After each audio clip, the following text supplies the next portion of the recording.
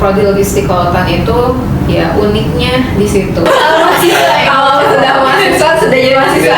Atau mau S1-nya 2 kali. Oke.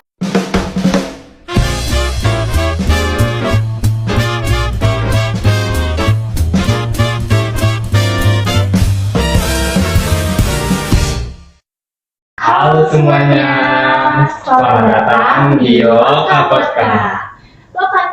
Tempat kita membahas berbagai seputar logistik, khususnya logistik kelautan. Betul sekali, Tin. Di sini kita akan mengulas beberapa topik menarik, mulai dari dunia perkuliahan hingga peluang karir di bidang logistik kelautan yang memiliki peran penting dalam kehidupan sehari-hari. Karena tanpa kita sadari, hampir semua barang yang kita miliki melewati proses distribusi yang sangat panjang, dan disitulah logistik berperan besar dalam memastikan barang sampai dengan tepat dan efisien. Dan di era sekarang, kebutuhan akan sistem logistik yang efektif semakin meningkat seiring dengan perkembangannya perdagangan dan mobilitas barang yang semakin cepat. Nah, pada episode kali ini, kita sudah bersama narasumber yang sangat kompeten di bidangnya. Langsung saja, halo Bu Syifa. Halo. Terima kasih Bu sudah meluangkan waktunya untuk hadir di Loka Podcast pada kali ini. Sama. Kami juga sangat senang, Bu, karena Ibu bisa memberikan wawasan yang sangat besar mengenai kita, bahwasannya mengenai program logistik kelautan. Jika kita melihat saat ini ya, sistem distribusi menjadi salah satu bagian penting dalam mendukung pergerakan ekonomi. Oke, betul sekali. Dan hal ini tentunya membuat sumber daya manusia yang memiliki pemahaman serta keahlian di bidang logistik ini sangat dibutuhkan sangat besar. Nah, khususnya di bidang logistik kelautan. Baik Ibu. Nah, untuk memulai pembahasan kita, apa ini Bu kira-kira yang membuat program logistik kelautan ini yang berbeda dari jurusan lainnya? Baik, makasih banyak ya sebelumnya atas kesempatannya sudah diundang ke Podcast di episode kali ini gitu ya. Jadi memang program studi logistik kelautan itu program studi yang unik ya gitu. Jadi nama dari program studi logistik kelautan di Indonesia itu baru ada di Universitas Pendidikan Indonesia Kampus Serang gitu.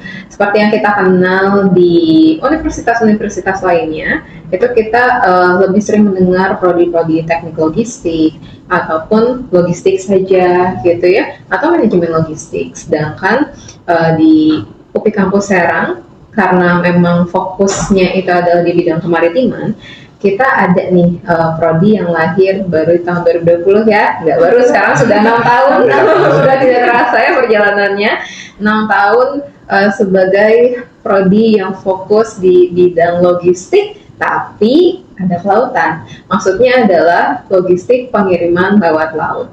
Nah, di sisi lain, kalau kita sering dengar tadi ya ada logistik terus juga ada ilmu kelautan.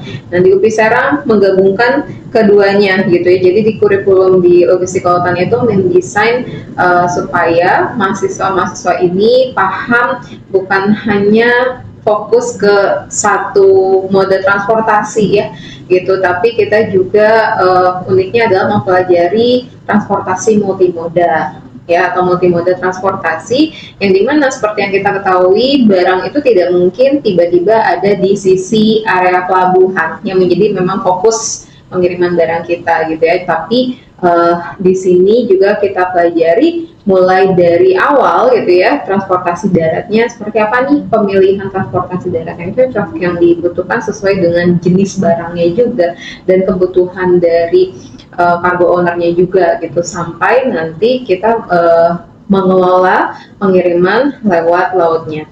Yang kita ketahui juga pengiriman lewat laut ini kan hampir 80% ya gitu, menurut data dari International Maritime Organization itu lewat laut. Jadi prodi logistik kelautan itu ya uniknya di situ. Kita bukan hanya fokus satu mode transportasi, tapi multimoda juga kita pelajari. Nah, selain itu di prodi logistik kelautan juga kita tidak akan lepas yang namanya dari kegiatan perdagangan gitu ya. Jadi mahasiswa prodi logistik kelautan juga bukan hanya belajar bagaimana mendistribusikan barang gitu ya, tapi bagaimana mempelajari peluang-peluang gitu ya, peluang apa, peluang untuk baik dari sisi bisnis logistiknya ya, titik-titik distribusi barang yang sangat diperlukan di Indonesia itu seperti apa, sehingga pada nantinya kita juga bisa mendukung Indonesia gitu ya untuk ya pelaut atau menjadi pusat maritim dunia katanya ya Indonesia. Kita mendukung cita-cita hal tersebut ya untuk bisa ke sana. Di sisi lain, logistik kelautan ini juga sangat unik karena lulusannya juga kita ada gelarnya adalah S.Log. Sedangkan kalau kalian masuknya di teknik depannya mau teknik apapun pasti ST ya gitu. Nah tapi mahasiswa-mahasiswa kami yang masuk di prodi logistik kelautan itu bergelar S.Log yang artinya peluang untuk bekerjanya nanti gitu sudah terarah nih ranahnya apa nih gitu, karena jelas tertulisnya itu adalah sarjana logistik. Dan yang terakhir kita ada di kampus UPI Kampus Serang yang notabene ini adalah salah satu titik atau jantung dari kegiatan logistik nasional, khususnya salah satunya di Pulau Jawa gitu kan. Kita bisa pengiriman lewat jalur ke arah Sumatera gitu ya, ataupun ke Kalimantan. Nah di sini juga prodi logistik kelautan itu kita dekat ke beberapa pelabuhan gitu ya, beberapa perusahaan pelayaran juga di wilayah Jawa, di wilayah Jawa bagian barat dan juga provinsi Banten gitu, sehingga akan memudahkan mahasiswa-mahasiswa kami untuk melaksanakan kegiatan kuliah lapangan atau mengumpulkan tugas observasinya. Jadi itulah yang bisa kita lihat uniqueness-nya dari prodi logistik kelautan UPI Kampus Serang. Seperti itu. Benar unik ya Bu ya. Iya. Oke. Terima kasih Bu penjelasannya. Selanjutnya itu sebenarnya apa saja sih Bu hal-hal yang perlu dipelajari dalam program studi logistik kelautan ini? Nah sesuai dengan namanya ya gitu, logistik. Otomatis kita akan mempelajari manajemen logistiknya yang juga lingkup besarnya itu adalah dari manajemen rantai pasok. Itu paling dasar awal terlebih dahulu, di mana kita juga tahu, mungkin kalian juga sudah belajar tentunya ya terkait dengan mulai dari pengantar logistik rantai pasok gitu kan, dan turunan-turunan mata kuliahnya itu menjadi dasar awal yang harus dipahami oleh mahasiswa logistik kelautan ya, karena kalau ya pengantar logistiknya saja gitu dan rantai pasoknya tidak paham, bagaimana kamu akan bisa mengelola kegiatan logistik dari awal sampai akhir gitu ya. Jadi di sana pelajaran yang paling dasar dan paling wajib dipahami secara mendalam oleh mahasiswa logistik kelautan adalah yang berkaitan dengan rantai pasok dan mata kuliah turunannya, seperti yang kalian mungkin laksanakan juga sekarang ya. Ada manajemen pergudangan dan desain gitu ya, perencanaan desain dan pergudangan. Itu juga hal yang penting karena dalam kegiatan di rantai pasok itu sendiri, gudang atau tempat untuk menyimpan barang gitu ya, penyimpanan barang itu sangat menjadi krusial. Ketika tidak dikelola dengan baik, di sana bisa menjadi beban ya, malah jadi biaya gitu, malah jadi biaya yang harusnya bisa mendatangkan keuntungan ketika punya stok barang lebih banyak, berarti banyak penawaran yang bisa diberikan ke customer gitu kan. Tapi di sisi lain ketika pengelolaannya salah, penyimpanannya salah aja, atau kemasannya salah gitu ya, itu akan membuat kerugian juga bagi perusahaan. Nah berikutnya kita juga belajar terkait dengan tadi transportasi ya gitu, yang mengarah ke transportasi, yaitu transportasi multimoda. Tapi memang kita tekankan ya terkait lautnya, makanya kalian juga belajar terkait analisa jaringan pelabuhan, manajemen transportasi laut gitu ya. Tapi di dasar awalnya itu bahas dulu terkait dengan manajemen transportasi yang multimoda itu, baru fokus ke laut gitu kan, bagaimana pengiriman lewat lautnya. Dan kita juga kalau berbicara transportasi gitu ya, kita berbicara dari sisi keselamatan. Oleh karena itu di prodi logistik lautan yang alhamdulillah sudah bekerja sama juga dengan ITS gitu ya, di kami ya itu ada lab ICE Nah, di sini juga Lab ICE ini atau Automated Identification System, kita bisa melihat pergerakan kapal di Selat Sunda ya gitu. Jadi di sini memang untuk pembelajaran transportasinya pun bukan yang memang kita tidak belajar cara mengemudikannya gitu ya, tapi bagaimana mengolah transportasinya dan juga mengirim barang menggunakan transportasi laut tersebut.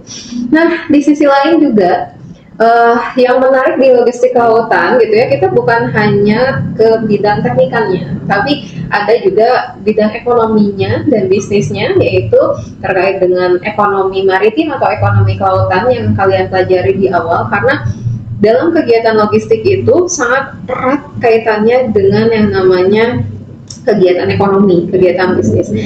Tidak ada trade gitu ya nggak ada pengiriman laut, siapa yang mau pesan? Makanya ada istilah terkait perdagangan ini gitu ya, kan port wait for the vessel.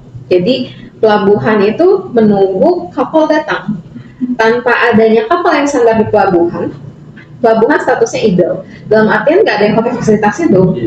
Nah, terus berikutnya di sisi lain ya, ship, kapal atau dalam kegiatannya shipping itu wait for the trade ya, ada nanti cargo owner yang mengirim barang.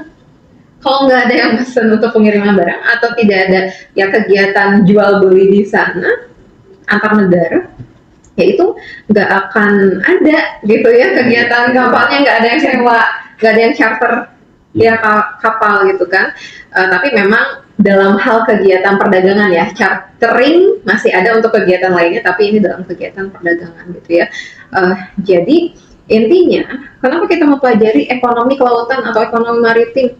Karena kita harus tahu dulu gitu ya, terkait kegiatan logistik ini dasarnya memang dari kegiatan ekonomi ya. Jadi sejauh ini ya insya Allah ya, selama ada manusia pasti punya kebutuhan. Nah, kita pahami bahwa setiap negara itu tidak bisa memenuhi kebutuhannya sendiri. Kenapa? Karena faktor geografis setiap negara itu berbeda.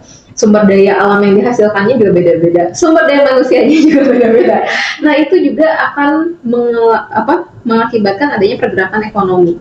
Kebutuhan di masing-masing negara yang berbeda itu akan saling tukar. Oh, saya punya barang A, ya, menjadi penyuplai terbesar, let's say minyak bumi atau minyak mentah, atau menjadi penyuplai terbesar minyak sawit, let's say gitu kan. Tapi di sisi lain ada juga negara yang tidak bisa menanam pohon sawit misalnya, atau juga tidak bisa menghasilkan minyak bumi, kan itu mah memang alamiah terbentuk sudah lama dari jutaan tahun yang lalu, nggak bisa tiba-tiba diadakan gitu kan. Nah, itulah bisa saling tukar menukar ya, membeli ya, tidak hanya barter ya. Kalau sekarang kan menggunakan uang ataupun emas gitu ya untuk kegiatan perdagangan internasionalnya, sehingga kita pelajari konsep ekonomi secara dasarnya ya. Baru nanti ada mata kuliah juga manajemen ekspor impor gitu, karena akan sangat amat berkaitan dengan logistik kelautan, di mana kita fokus untuk bagaimana pengolahannya ya, untuk pengiriman ke luar negeri itu bukan, sebetulnya basicnya sama sih seperti dalam negeri, pasti harus ada siapa pengirim, siapa yang nerima, pasti akan ada biayanya. Tapi di sisi lain juga ketika untuk pengiriman ke luar negeri itu perlu banyak dokumen ya yang disediakan gitu. Harus paham yang namanya Incoterms gitu ya, kode untuk jenis pengirimannya itu seperti apa. Nah, itu dipelajari semua di di manajemen ekspor impor gitu ya. Nah, banyak kan ya yang dipelajari logistik kelautan gitu. Semoga yang masih logistik kelautannya tidak pusing dengan banyaknya mata kuliah tersebut, tapi kami juga mengarahkan kepada mahasiswa kami, kalian boleh kok memilih salah satu bidang yang kalian minati untuk dipelajari lebih lanjut, supaya kan kadang kalian juga ada tugas untuk penelitian gitu ya, coba menyusun artikel. Nah, kalian boleh memperdalam apa yang kalian minati itu. Jadi sebetulnya intinya kita nggak harus bisa semua hal. tapi at least paham dasar-dasarnya gitu ya, dan perdalam satu bidang tersebut itu yang menjadi nilai jual masing-masing mahasiswa kami, dengan tadi menggabungkan antara ya tekniknya ada, transportasinya ada, dan juga dari sisi ekonomi bisnisnya juga ada, seperti itu. Menarik sekali, Iya. penjelasannya sangat panjang ya teman-teman, dan kali ini juga mungkin dari penjelasan oleh Ibu Syifa itu bisa menjadi istilahnya penyemangat kita buat terus belajar, terus Iya, mencari tahu betul, tentang betul. materi-materi yang akan dipelajari oleh logistik lautan seperti itu. Nah, dari penjelasan tersebut terlihat bahwa bidang-bidang yang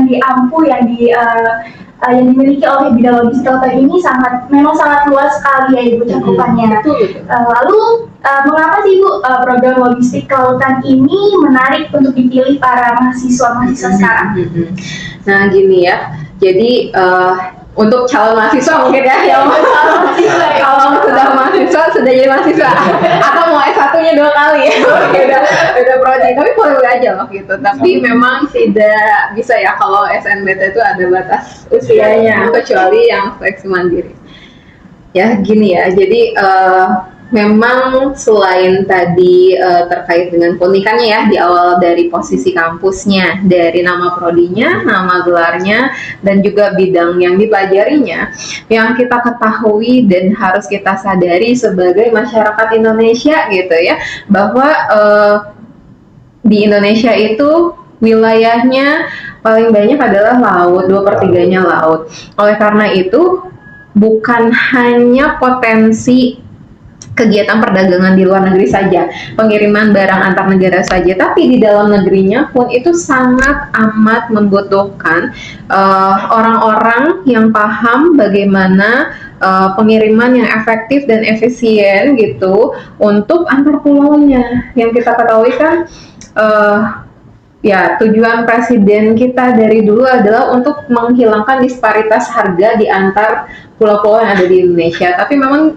tidak semudah itu ya, maksudnya dalam satu langkah awal dengan adanya tol laut langsung bisa menyelesaikan semua permasalahan, tapi memang dengan adanya tol laut diketahui bahwa lumayan ya untuk bisa mengurangi harga-harga yang ada di daerah yang cukup jauh. Cuman memang ini programnya akan terus bisa dikembangkan dan dilanjutkan lagi, dan Prodi Logistik Kelautan bisa hadir untuk memenuhi hal tersebut. Entah itu nanti kalian bisa menjadi let's say pemberi saran atau pemberi saran untuk pembuatan kebijakan di pengiriman logistik gitu ya, logistik laut di Indonesia antar pulau yang memang tentunya tidak mudah ya, karena yang kita sadari juga bahwa Indonesia itu pulaunya cukup jauh, banyak loh, 17.000 pulau gitu kan.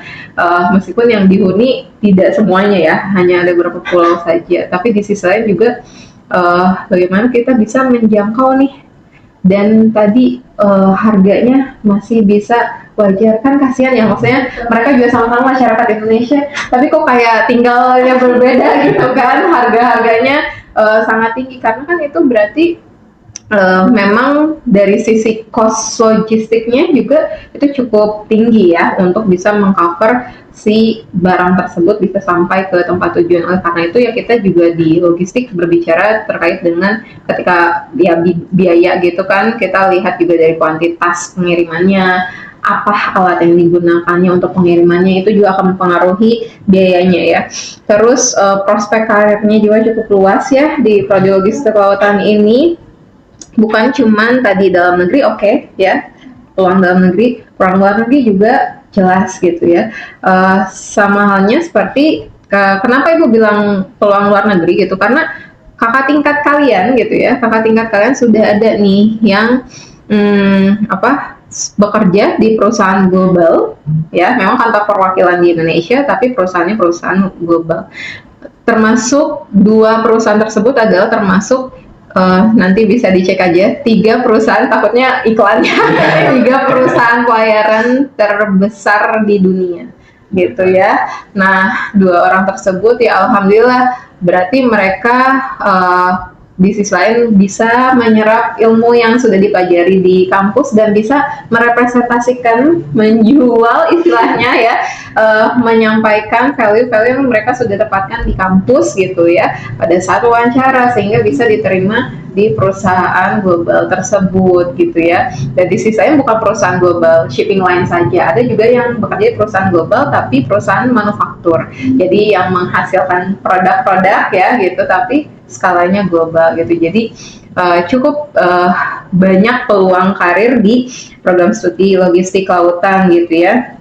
Dan sampai kapanpun gitu ya, namanya logistik gitu.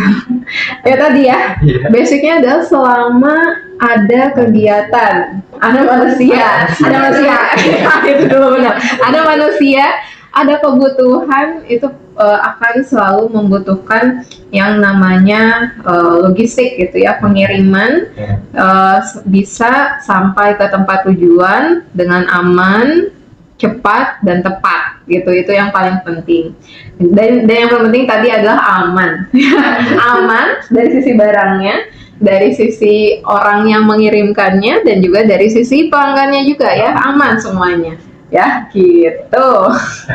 Sangat menarik sekali. Nah, tadi Ibu Syifa udah menjelaskan kayak peluangnya itu sangat besar ya Bu ya. Emang kayak logistik kelautan itu nggak diragukan lagi untuk peluang kerjanya. Benar-benar. Nah, berikutnya. Nah, dari pembahasan ini, kita dapat memahami bahwa logistik kelautan itu bukan hanya tentang pengiriman barang saja ya Ibu ya. Nah, tetapi juga kita bisa tahu nih bagaimana mengelola sistem si perdagangan ini, terus bagaimana cara mengirim barang ini agar tetap cepat, efisien, dan tentunya aman gitu di tangan konsumen seperti itu. Nah, selain itu di bidang ini juga memiliki peluang yang sangat luas di masa depan ya, Tin ya. Betul sekali. Seiring dengan meningkatnya kebutuhan akan sistem logistik yang efisien. Nah, terima kasih banyak kepada Ibu Syifa karena telah meluangkan waktunya pada podcast kita pertama kali ini, dan semoga waktu dan ilmu yang disampaikan oleh Ibu dan kepada teman-teman penonton kepada Loka Podcast kali ini bisa mendapatkan informasi-informasi apa saja yang telah disebutkan oleh Ibu Syifa tadi. Seperti itu. Ya, semoga sih episode kali ini memberikan gambaran ya. Betul, calon mahasiswa. Amin. Untuk memilih dan mempertimbangkan jurusan untuk kedepannya. Betul sekali. Oke. Akhir kata dari saya, Vina Nurwapiani. Saya Arif Wisma Juanda. Sampai jumpa di Loka Podcast berikutnya.